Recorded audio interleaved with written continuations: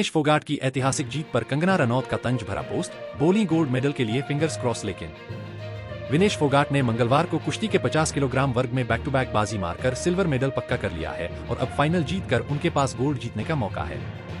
उन्होंने क्यूबा की पहलवान यूस्नेलिस गुजमैन लोपेज को 5-0 से करारी शिकस्त देकर पूरी दुनिया का ध्यान अपनी ओर खींचा है। इस जीत के बाद कंगना ने जो पोस्ट किया है वो लोगों का ध्यान खींच रहा है।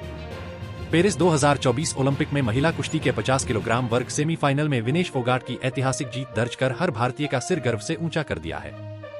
विनेश ने क्यूबा की यूस्नेलिस गुजमैन लोपेज को हराकर फाइनल राउंड के लिए जगह पक्की कर ली है। आम से खास हर कोई उनकी इस जीत के लिए उन्हें बधाई दे रहे हैं। इस जीत के बाद माना जा रहा है कि भारत की पहला गोल्ड मेडल अब पक्का हो गया है। विनेश की जीत से एक्ट्रेस और सांसद कंगना रनौत भी खुश हैं, लेकिन अपनी पोस्ट में उन्होंने तंज कसा है।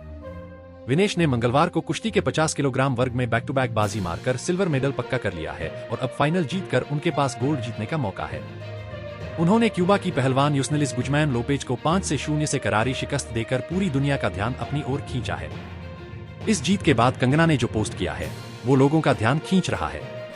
क्या बोली कंगना इस जीत से बेहद खुश हैं, लेकिन उन्होंने विनेश सहित उन पहलवानों के आईना दिखाने की कोशिश की है जो पिछले साल जंतर मंतर पर बैठकर मोदी सरकार के खिलाफ विरोध प्रदर्शन कर रहे थे। कंगना रनौत ने लिखा, भारत के पहले गोल्ड मेडल के लिए फिंगर्स क्रॉस कर रखी है।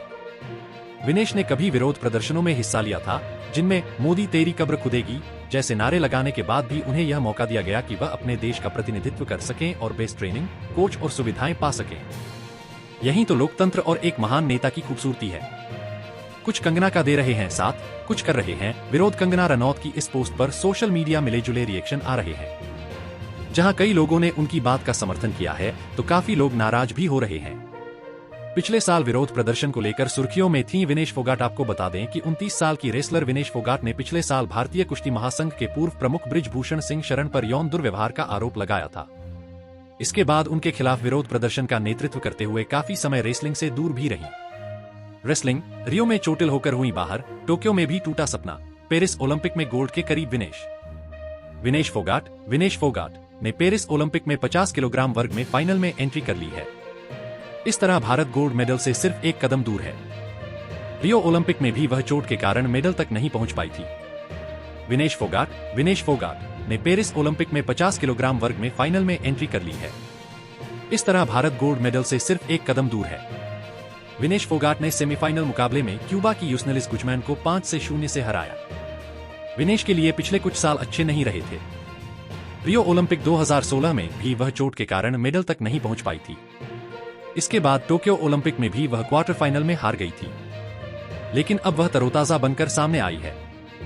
विनेश ने 2016 रियो खेलों में ओलंपिक में डेब्यू किया था। 2016 रियो ओलंपिक में क्वार्टर फाइनल में घुटने की चोट से उनकी मेडल की उम्मीद टूट गई थी। घुटने में चोट लगने के कारण वह 48 किलोग्राम के क्वार्टर फाइनल में चीन की सुन यानान से हार गई। इसके बाद वह 2020 में टोक्यो ओलंपिक के क्वार्टर फाइनल में 53 किलोग्राम वर्ग में वेनेसा कलाजिंस्काया से हार गई थी। विनेश लगातार 3 ओलंपिक के लिए क्वालिफाई करने वाली पहली भारतीय महिला पहलवान भी बन गई हैं। कुश्ती महासंघ ने किया था सस्पेंड।